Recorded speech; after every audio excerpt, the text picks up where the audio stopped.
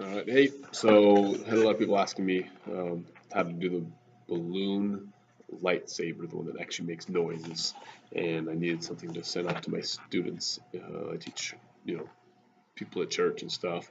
My brother has recently gotten involved in it and wants to learn how to do more balloon animals, which is cool. He's already kind of surpassed me in a few areas, which is annoying. But the balloon lightsaber, to make that happen, you just need two colored balloons. One of the balloons you need to fill up and not let out any air. Absolutely no tail.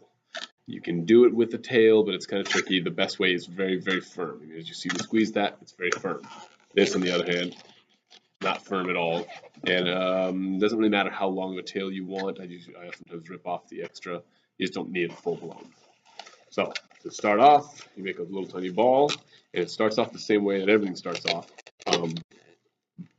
Actually, well, let's say it starts off the same way as a pirate sword. I'm going to make this loop, and this is the important part. This loop needs to be just big enough to barely fit two balloons at once. If it's too big, it won't make a noise. If it's too small and you can't get it through, then that sucks too. So just barely big enough to fit that through like that. Okay? After a while, you can eyeball it. But then you make another little ball, and then the loop, the same exact size, like so. No?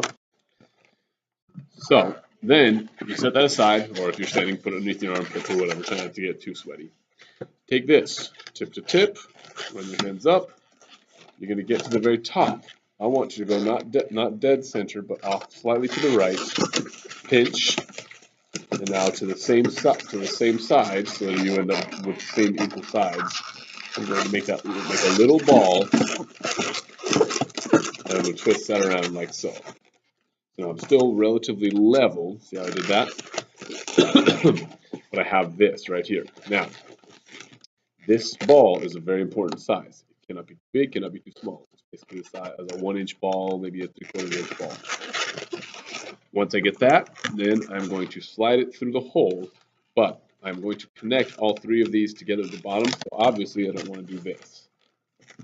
A lot of my students will put it on the wrong way. So I slide it through.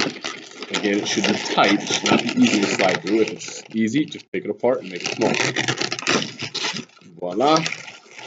Before I twist it off, I want as small a hole as possible, as small as gap as possible.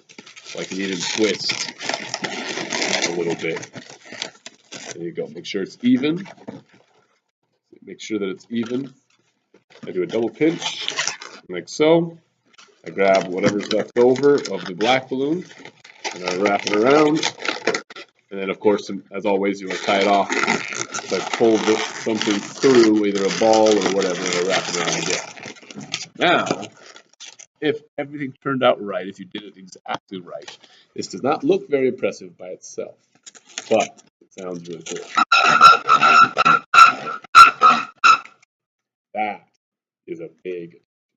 You make one of these, you're going to make 50 of them. So pick and choose wisely when you're going to make it.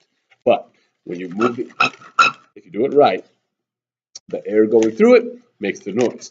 However, if I do it like this, almost no noise, right? It's all about the air going through that makes the noise, right? If I do it this way, nothing.